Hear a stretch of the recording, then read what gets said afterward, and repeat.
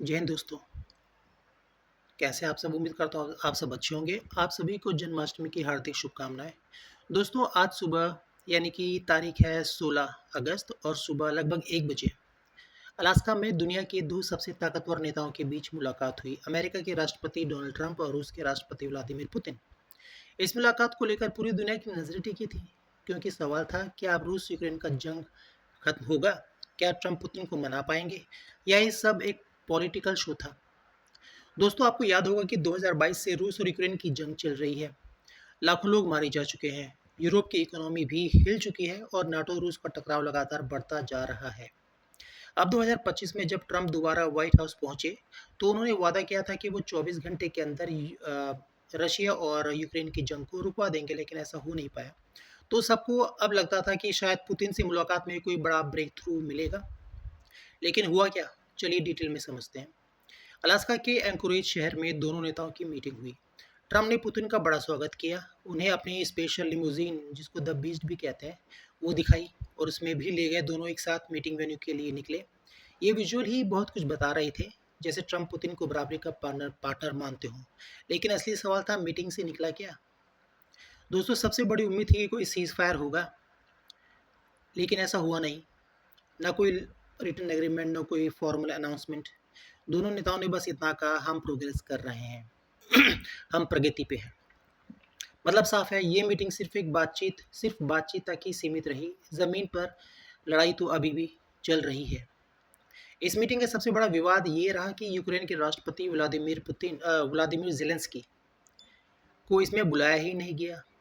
सोचिए, जिस मुल्क पर हमला हो रहा है, उसकी आवाज़ ही टेबल पर नहीं थी। यही वजह है कि बहुत से एक्सपर्ट कह रहे हैं, यूक्रेन के बिना यूक्रेन की डील करना यूक्रेन के खिलाफ ही है। यूरोपियन लीडर्स ने भी इस पर चिंता जताई है। अब बात करते हैं पुतिन के लिए इस मीटिंग का क्या मतलब था। दोस्तों, बिना कुछ दिए पुतिन को एक बड़ा पीआर, एक पब्लिक रिलेशन का फ़ायदा मिला। उन्होंने ग्लोबल स्टेज पर बैठने और ट्रंप से बराबरी से बात करने का मौका उनको मिला, क्योंकि तस्वीरें ही खिंचवाई, तस्वीरें ही सब कुछ बता रही थी। जिस जिस तरह से पुतिन अपने जहाज से निकले, ट्रंप से हैंडशेक किया, पुतिन पूरे कॉन्फिडेंट दिखाई दिए पूरे टाइम। और जो हमारे ट्रंप थे, वो थोड़े होपलेस से दिखाई दिए पूरे टाइम, थोड़े गंभीर चिंता में। उनके जो बॉडी लैंग्वेज से तो यही पता चल रहा था। ट्रंप ने मीटिंग के बाद क्या कहा? उन्होंने कहा कि अब गेंद ज़ेलेंस्की और यूरोप के पाले में है। सॉरी। इसका मतलब क्या अमेरिका पीछे हट रहा है और जिम्मेदारी यूक्रेन व उसके यूरोपियन साथियों की है? साथ ही ट्रंप ने नई पाबंदियां, नई सैंक्शंस पर कोई बात नहीं की, और ना ही उसने चाइना के लिए कोई कठोर शब्दों का यूज़ किया। डिप्लोमेट्स और एक्सपर्ट ने इसे हेलो समिट यानी खोखली मीटिंग कहा। ना कोई डील, ना युद्ध विराम, बस फोटो और कैमरा। टाइम मैगजीन ने लिखा, ये मीटिंग इसलिए भी खतरनाक है क्योंकि इससे ये मैसेज जाता है कि पुतिन बिना कोई समझौता किए भी जीत सकते हैं, क्योंकि पुतिन का असली मकसद है यूक्रेन की आज़ादी को ही न करना, और इस पर कोई बात नहीं हुई। तो इसका क्या असर होगा? यूक्रेन अकेला पड़ता दिख रहा है। यू, यूरोप में डर है कि अगर अमेरिका पीछे हटता है तो नेटो पर दबाव बढ़ेगा, और पुतिन को मिला कॉन्फिडेंस कि वो बिना रियायत दिए भी डिप्लोमेटिक जीत हासिल कर सकते हैं। बात हुई थी, दोनों गए थे मिलने के लिए, दोनों के बीच मुलाकात हुई कि कुछ सीज़ फायर होगा, ट्रंप कुछ करेंगे। एक तो सबसे बड़ी बात थी कि ज़ेलेंस्की इसमें नहीं थे।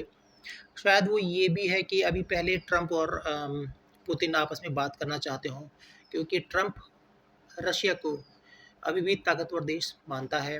वो पहले पहले रशिया से बात करना चाहता है कि क्या क्या करके रशिया ये युद्ध रोक सकता है।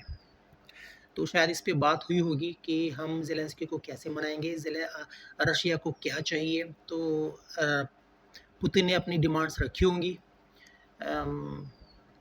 ट्रंप के सामने कि हमें ये चाहिए, हमें इतनी ज़मीन चाहिए, और नेटो में यूक्रेन को शामिल नहीं होना चाहिए। शायद ये सब बातें हुई होंगी, और रशिया ने वो बातें अपने ट्रंप के सामने रखी। अब ट्रंप ने बात कही है कि वो यूरोपियन यूनियन से, नेटो से और ज़ेलेंस्की से बात करेंगे। तो शायद उसके बाद ही बात आगे बढ़ेगी। दोस्तों, इसके अलावा समिट ने एक बार फिर साबित कर दिया कि ग्लोबल पॉलिटिक्स सिर्फ जंग का मैदान ही नहीं, ग्लोबल पॉलिटिक्स सिर्फ जंग के मैदान में ही नहीं बल्कि फोटो और कैमरे के सामने भी लड़ी जाती है। जहां पुतिन ने बिना कुछ दिए बहुत कुछ पा लिया, वहीं ट्रम्प ने दिखा दिया कि उनकी पॉलिसी अलग होगी। पर क्या इससे जंग रुकेगी? फिलहाल तो इसका जवाब है नहीं। अब देखना होगा जेलेंस्की और यूरोप इस गेम को कैसे खेलते हैं। आपको क्या लगता है दोस्तों, ट्रम्प का ये कदम सही था या पुतिन को और शक्ति दिखानी चाहिए थी? कमेंट्स में अपनी राय ज़रूर लिखें। वीडियो अच्छा लगे तो लाइक कीजिएगा, शेयर कीजिएगा और चैनल को सब्सक्राइब भी कीजिएगा। अभी के लिए इतना ही।